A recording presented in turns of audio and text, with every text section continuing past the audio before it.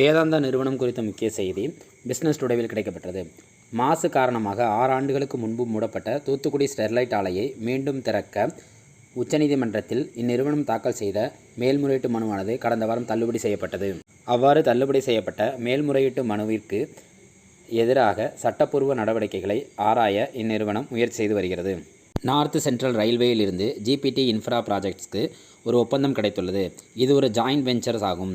இதன் கான்ட்ராக்ட் உத்தரப்பிரதேசத்தில் பாலம், அணைக்கட்டு, சுரங்கப்பாதைகள், பக்கவாட்டு வடிகால் ஆகியன அமைப்பதாகும். இந்த கான்ட்ராக்டின் மதிப்பானது 135 கோடி ரூபாய் ஆகும்.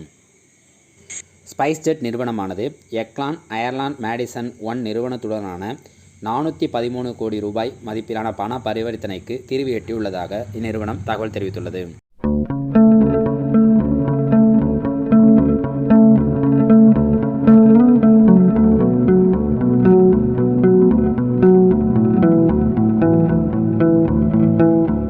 பாரதி ஏர்டெல் நிறுவனம் குறித்து ப்ளூம்பெர்க்கில் வெளியான அறிக்கையின்படி சிங்டெல், அதன் துணை நிறுவனமான பாஸ்டல் லிமிடெட் நிறுவனங்கள் பாரதி ஏர்டெல்லின் 0.8% பங்குகள், அதாவது 4.9 கோடி பங்குகளை 1193 ரூபாய் 70 பைசா என்ற அளவில் விற்று வெளியேறியுள்ளது. ராஜீவ் ஜெயின் என்ற ஜிக்யூஜி பார்ட்னர்ஸானது விற்ற பங்குகளை வாங்கியுள்ளது. ஹட்கோ நிறுவனமானது மகாராஷ்டிரா ஸ்டேட் எலக்ட்ரிசிட்டி டிஸ்ட்ரிபியூஷன் நிறுவனத்துடன் மெமரண்டம் ஆஃப் அண்டர்ஸ்டாண்டிங்கில் கையெழுத்திட்டுள்ளது. இந்த ஒப்பந்தமானது தீவனநிலை சூரியமயமாக்கல் திட்டத்திற்கு ரூபாய் 5000 கோடி ரூபாய் வரையிலான கடன் வழங்குவதற்கான புரிந்துணர்வு ஒப்பந்தம் கையெழுத்தானது. USFDAவிடமிருந்து சைடஸ் லைஃப் சயின்ஸ்க்கு என்சுலடமைட் APIயை வணிக ரீதியாக தயாரித்து வழங்குவதற்கான அனுமதியை பெற்றுள்ளது. IIFL ஃபினான்ஸ் குறித்த ஒரு முக்கிய செய்தி. ஃபேர்ஃபாக்ஸ் இந்தியா ஹோல்டிங்ஸ் கார்ப்பரேஷன் நிறுவனமானது IIFL ஃபினான்ஸ் நிறுவனத்தில் கிட்டத்தட்ட $200 மில்லியன் முதலீடு செய்ய உறுதியளித்த பிறகு இவற்றின் பங்குகள் இன்றைய தினசரி வர்த்தகத்தில் கிட்டத்தட்ட 10% ஏற்றம் கண்டு அப்பர் சர்க்கியூட் அடித்தது. தென்கிழக்கு ஆசியாவில் டெலிகாம் ஆபரேட்டருடன் இணைந்து ஒரு ஒப்பந்தம் செய்துள்ளது. சுபெக்ஸ் ஆனது இவ்வகை ஒப்பந்தத்தில் வணிக உத்தரவாதம் மற்றும் மோசடி மேலாண்மை தீர்வு காணப்படும் என்ற ஹைப்பர் சென்ஸை உள்ளடக்கிய ஒப்பந்தமானது கையெழுத்தானது. அதன் தசாப்த கால அனைத்து ஒப்பந்தங்களிலும் இது முக்கியமான வளர்ச்சியாக எட்டுகிறது. நிறுவனத்திற்கு ONGCயிடமிருந்து மும்பை ஹை மற்றும் தப்தி ஆபரேஷன் இடத்தில் புதிய கம்ப்ரஸர் தொகுதிக்கான கட்டுமான பணி மேற்கொள்ளும் சிக்னிஃபிகண்ட் ஆர்டர் கிடைத்துள்ளது. இதன் மதிப்பு கிட்டத்தட்ட 1000 முதல் 2500 கோடி ஆகும்.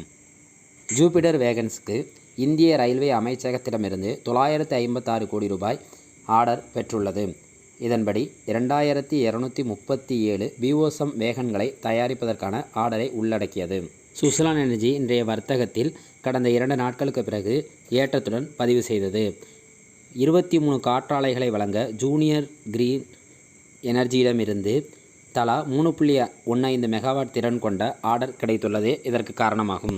IPO வெளியீட்டின் முக்கிய அம்சமாக முக்கா புரோட்டீன்ஸ் நிறுவனத்தின் ஷேர்கள் இன்று NSEயில் லிஸ்ட் ஆனது. அதன் IPO பிரைஸ் ஆனது 28 ரூபாய் என்ற அளவில் இருந்து இன்றைய லிஸ்டிங் பிரைஸ் 40 ரூபாய் என்ற மதிப்பில் லிஸ்ட் ஆனது. டாடா குழுமத்திலிருந்து டாடா சன்ஸ் என்ற நிறுவனமானது IPOவாக வெளியிடும் என்ற எதிர்பார்ப்பில் அந்நிறுவனத்தை உள்ளடக்கிய டாடா இன்வெஸ்ட்மெண்ட் ஆனது தொடர்ந்து 6ஆம் நாளாக இந்நிறுவனத்தின் பங்குகள் 5% அப்பர் சர்க்கியூட் உடைத்துள்ளது. கடந்த 7 செஷன்களில் வர்த்தகத்தில் கிட்டத்தட்ட 40% ஏற்றம் கண்டுள்ளது. டாடா மோட்டார்ஸ் நிறுவனமானது வருகிற ஏப்ரல் 1ஆம் தேதி முதல் அவற்றின் கமர்ஷியல் வெஹிக்கிள் பிரைஸின் வாகனங்களின் விலைகளை கிட்டத்தட்ட 2% உயர்த்த திட்டமிட்டுள்ளது. இதன் காரணமாக இந்நிறுவனத்தின் பங்குகள் இன்றைய தினசரி வர்த்தகத்தில் 2% ஏற்றத்துடன் வர்த்தகமானது. BEL நிறுவனம் குறித்த செய்தி. BEL நிறுவனத்தின் பங்கு விலை மதிப்பை UBS நிறுவனமானது அதன் பங்கு விலை மதிப்பை 205 257 உயர்த்தி பை ரேட்டிங் வழங்கியுள்ளது. சிப்லா நிறுவனம் குறித்த ஒரு செய்தி.